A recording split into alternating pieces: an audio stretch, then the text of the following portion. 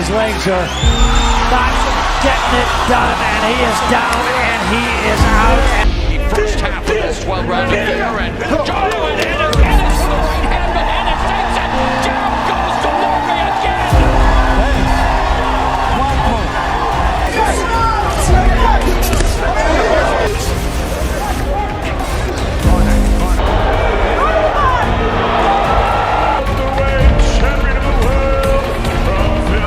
Kabar mengejutkan datang dari dunia tinju, khususnya divisi 147, di mana salah satu bintangnya sekaligus pemegang gelar juara dunia IBF, Jaron Butch Ennis, telah memutuskan untuk tetap berada di sana setelah sebelumnya dia hampir dipastikan akan naik ke divisi berikutnya 154 untuk melawan pemegang gelar juara dunia interim WBC 154, Vergil Ortiz Jr.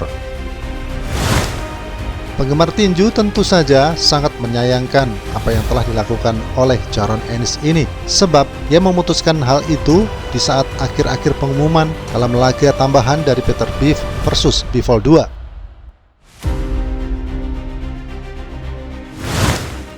Keputusan Jaron Butch Ennis untuk tetap bertahan di 147 daripada naik ke 154 untuk menghadapi juara sementara WBC Vergil Ortiz Jr. didasarkan pada harapannya, yaitu jika promotornya Eddie Hearn pada akhirnya akan menempatkannya dalam pertarungan unifikasi melawan 3 juara lainnya di 147. Keputusan Ennis untuk tetap di 147, yaitu dengan menolak duel melawan petinju berbahaya Vergil Ortiz Jr. telah dikonfirmasikan oleh Turki Al-Alsik, di mana dia mengatakan jika Jaron Ennis telah berubah pikiran.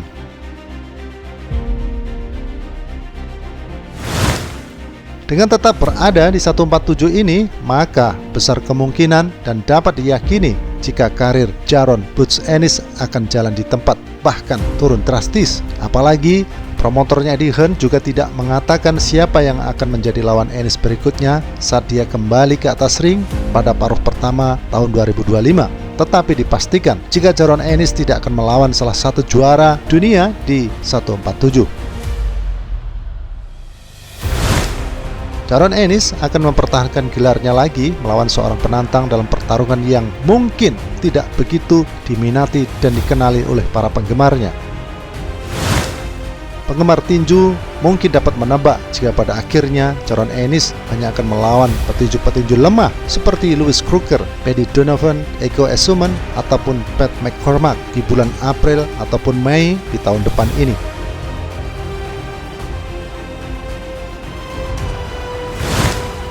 Apa yang dilakukan oleh Butch Ennis mirip dengan apa yang terjadi dengan salah satu petinju yang sebelumnya berbahaya dan berbakat namun tidak terkenal dan berada di bawah naungan Matchroom Boxing, yaitu Demetrius "Bubu" Andrade.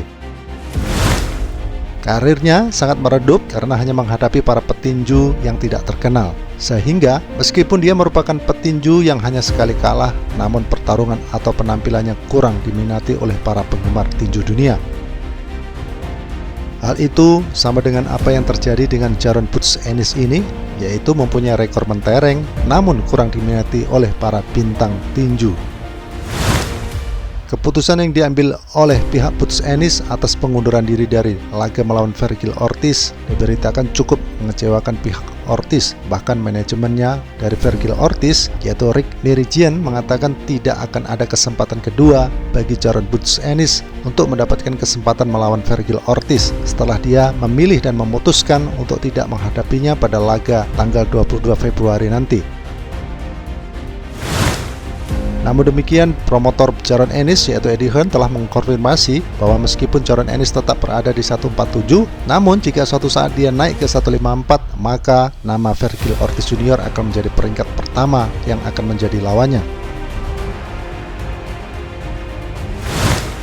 Apa yang dikatakan oleh Eddie Hearn cukup masuk akal, namun jika saja Jaron Ennis gagal melakukan unifikasi gelar di 147, bahkan jika saja justru dia kalah, maka nama Jaron Butch Ennis besar kemungkinan tidak akan laku lagi di jajaran petinju elit.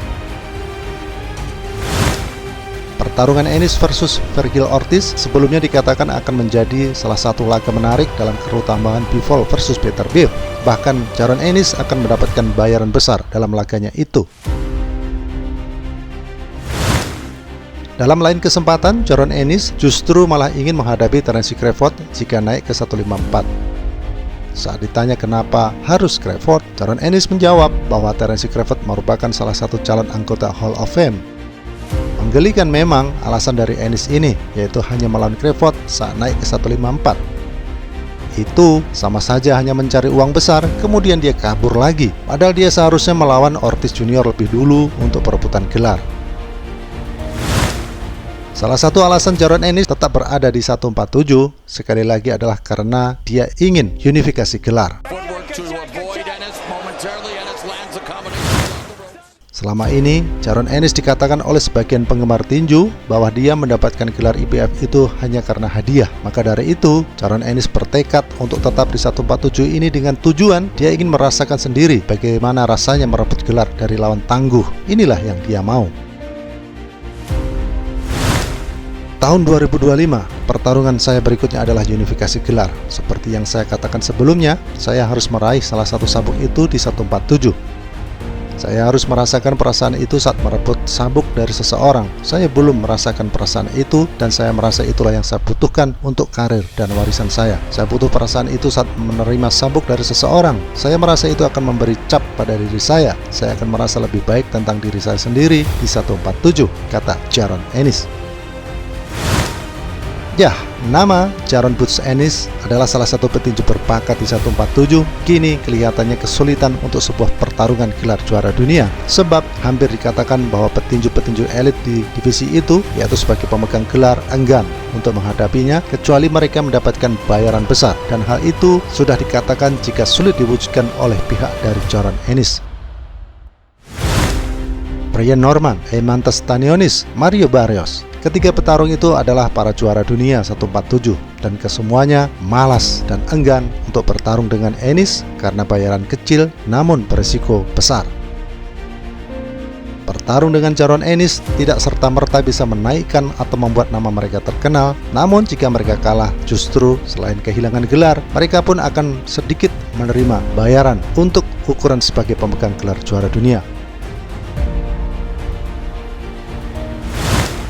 Jika Jaron Ennis tidak pandai dalam mencari lawan untuk membuat namanya terkenal, maka bisa saja nama Jaron Boots Ennis akan semakin meredup meski dia juga belum pernah kalah.